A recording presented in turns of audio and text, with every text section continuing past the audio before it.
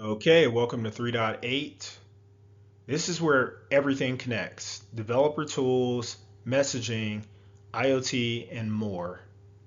Integration is what makes the suite work as one system.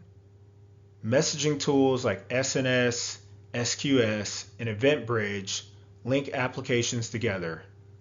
Developer tools such as Code Build, Code Deploy, and Code Pipeline automate your software delivery.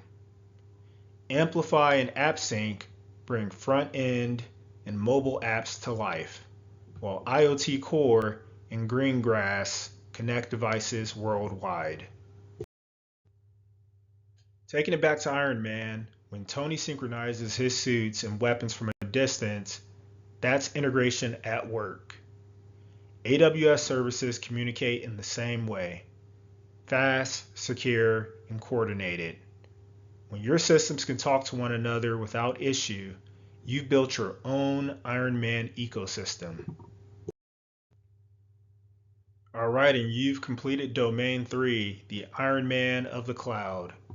You've learned to build from nothing, refine every system, and power the future with innovation.